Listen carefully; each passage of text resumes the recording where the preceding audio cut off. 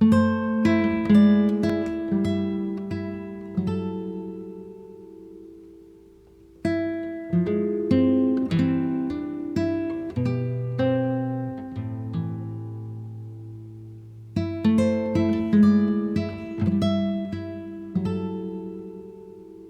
I've just arrived home from a 5-day trip in Mexico City. It could be one of my favorite cities in the world. First thing I want to say is that this is not a checklist of what you must do in Mexico City. It is simply how I spent the 5 days I had in this beautiful, lush, architectural, trendy city. That is Mexico City. I'll kick off with the art. We kicked off at the Museo Sumaya, a beautiful gallery, museum, a glittering, futuristic mosaic of mirrors housing an eclectic mix of art, including the largest number of Rodin sculptures outside of France, alongside works by Van Gogh, Monet, and an array of Mexican artists like Diego Rivera and Rufino Tamayo. Though its European collection is impressive, I found myself drawn most to the Mexican art as I climbed higher through its dramatic spiraling galleries. The entire museum is free, and with its very varied collections, it's a must-see, no matter what kind of art you like.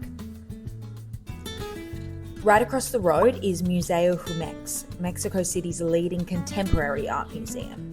Ironically, probably a lot less futuristic, despite it being the contemporary art museum. Housed in a minimalist concrete structure, which contrasts heavily against the Sumaya. Its rotating exhibitions spotlight global and Mexican artists pushing creative boundaries, and when I visited, it was Gabriel Orozco's conceptual works that filled the space with awesome pieces of photography, sculptures, and mixed media. That was our first morning in Mexico. Old versus new, both in the buildings and the artworks, and a really great introduction into Mexico City. After some lunch, we headed to Museo Nacional de Antropología in Bosque de Chapultepec. Now, this is the most visited museum in all of Mexico, apparently, offering a rich look into the country's deep-rooted history, from ancient ceramics dating back to hundreds of years BC to monumental Aztec relics. It's a fascinating crash course in Mexico's pre-Columbian civilizations that brings the past to life. The park is also beautiful and is the largest in all of Mexico City, often referred to as the lungs of the city.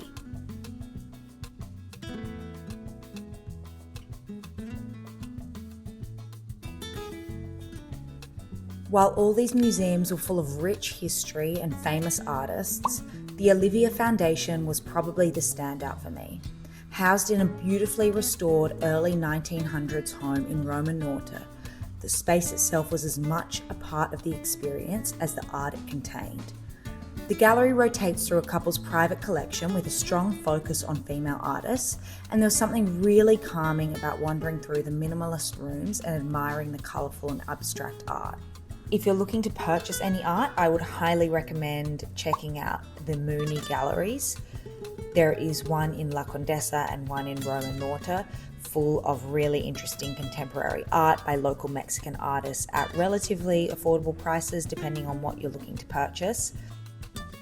They're open into the evening, so it's a really great stop on a night out before you get a drink or get dinner. And yeah, I really enjoyed visiting both of those. So I would highly recommend. There are amazing stores all around La Condesa for clothes, for homewares, for little knickknacks. Just walk around and see them for yourself depending on what kind of style you're into. One that really stood out for me was one called Querencia, which we just stumbled upon. My sister actually pointed it out, and this had a lot of different homewares, prints and whatnot, and we actually purchased a little snake.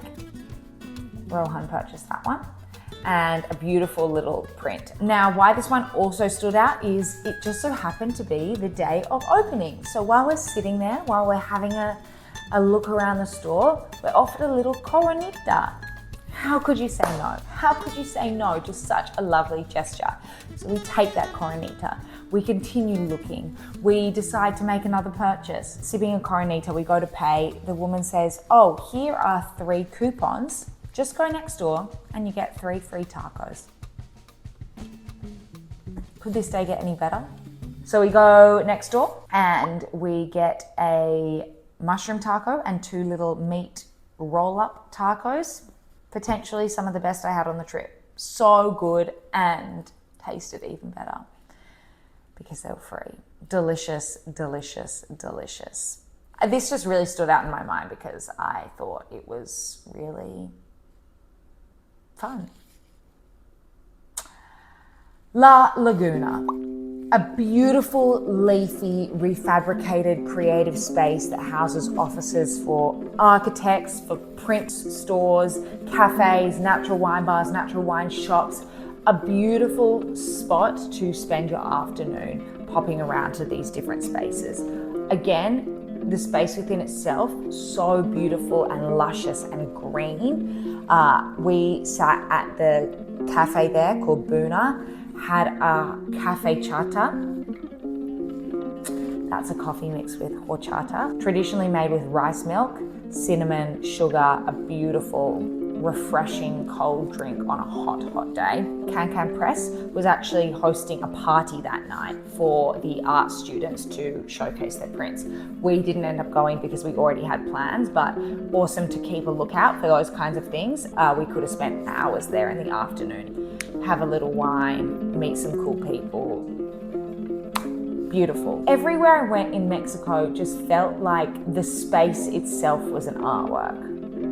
I know that sounds so lame, but it was just so beautiful and trendy and kind of organic. And because the city is so lush, it felt like the structures and the greenery sort of melded into one in this one beautiful city. What else did we do? Okay, moving on to bars. Now, I'm going to be talking about bars in this video as opposed to the food video because we weren't like eating full meals at these bars, and you know, it wouldn't be a video of mine without at least some sort of beverage and edible delight. So 99 Records is a record store, and above it they have a bar called This is a listening bar. There's 2 bars. One is a listening bar and one is just like a regular social bar. And we stumbled upon this one evening. No, we didn't. Rohan had it starred. But we went up one evening. We had to put our name down. They said 20-minute wait. We had to walk around the suburb, looked at the records, came back. As we're walking up, LCD Soundsystem is playing, which is one of my favorite artists. All My Friends by LCD Soundsystem is playing, which is potentially one of my favorite songs. And we're walking up and they open the door and the quality of the sound just like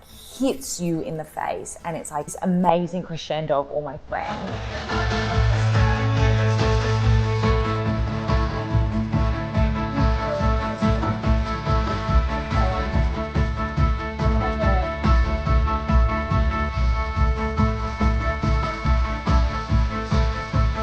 Could honestly bring me to tears, like such a beautiful moment. You go into this swanky little cocktail bar, the sound system is so epic and they're playing like some of your favorite music. We ordered 2 cocktails. I can't really remember what my first one was, but it was delicious. Second cocktail I do remember because it was delightful. It was a fat washed, no it wasn't. It was essentially a take on a dirty martini, but it came with a pickled snail, which is absurd. So you have the pickled snail, they're like, have the pickled snail and then have a sip of the drink. And I have the pickled snail, I have a sip of the drink. First sip, I'm like, this isn't a dirty martini, this is sweet. This is sweet. This isn't a dirty martini. Second sip, it's a dirty martini. It's one of the best dirty martinis I've ever had. So that was a real experience. Meanwhile, New York, I Love You is playing. I'm just like in literal heaven. That was a really epic spot to go, particularly if you are a fan of music. You can still talk, but you want to sort of keep your voice down. I would highly recommend going there. A few other bars that I'd like to shout out, I won't go into too much detail. Orapel, which is a natural wine and vermouth bar, real locals joint, kitschy little stickers everywhere, friendly staff members, felt very local. I felt a little bit intimidated, especially when you can't speak Spanish very well. Great selection of vermouth. If I lived in the area, I'd love to go there for afternoon, evening drinks. We also did order chips and ranch there, after which we saw all the locals ordering potato chips with this kind of chili tomato sauce on top. We felt like novices and we definitely ordered incorrectly, but alas, we're just mere Australians. Berta was a bar that Ro found. It was a little bit more swanky, a little bit more upmarket, but the vibe and the decor was very on point, really beautiful. We went on a Saturday evening just for an early cocktail and a snack. I had a dirty martini, which was one of the smoothest dirty martinis I've ever had. Not very salty, not very savory, but didn't taste like straight alcohol, which I sometimes find with the less savory dirty martinis. We also ordered bread with a lemon butter and anchovies. Now, quite simple, you would think. The tangy lemon butter with the very salty anchovies and quite tangy sourdough as well was absolutely delightful. So well balanced. Not to mention, the butter came on this fun little dish which had a shell with holes on top, and as you pressed the shell down, the little holes of butter, worms of butter, revealed themselves. Such a fun little detail, made it very memorable. Absolutely delicious. Bar Felix as well is next to Pizza Felix, again in Roma Norta. It was really delicious, had a lovely glass of wine there, had a Gilder, which was good. Nothing in comparison to my New York City Gilder at Eel Bar, but good. Little quail egg as opposed to a mozzarella ball, which is what one would expect. I guess not if you could actually read the Spanish menu, but I was expecting mozzarella, got an egg. The artichoke. Char-grilled artichoke with like a capery mayonnaise on top. Delicious. I don't know if I know how to eat artichokes because half of it felt inedible, but what I could eat, what I could stomach, what I could actually get down my esophagus was delicious. Natas, a tiny little wine bar with a great stereo system. Sit out on the street in the afternoon, absorb the vibe of the neighborhood. It's quite a quiet street. Have a lovely glass of crisp white wine. We had a Chardonnay, which I did regret because it wasn't Mexican and it was also the first wine of the trip, but it was delicious. It was the kind of wine that you have the first taste, it tastes too acidic, but as soon as it warms up a little bit, was very delicious. That was a really almost peak moment of the trip because it was just the four of us sitting on the street, having a glass of wine, knowing that the next 5 days we had nothing but holiday. Amazing. Final shout out, Petanka. Petanka, I can't remember the actual name, but it's a petanque bar in the middle of Roma Norta. And it was lots of fun. Good drinks, good food, even though everything we ate was deep fried, it was delicious. And fun little afternoon activity with your friends. If you don't want to just sit and drink, if you actually want to have a bit of an activity, I'd highly recommend it. All in all, great city. This is hardly even touching on the food element of the trip, which I will have a full video on. I'd highly recommend this city. I loved it.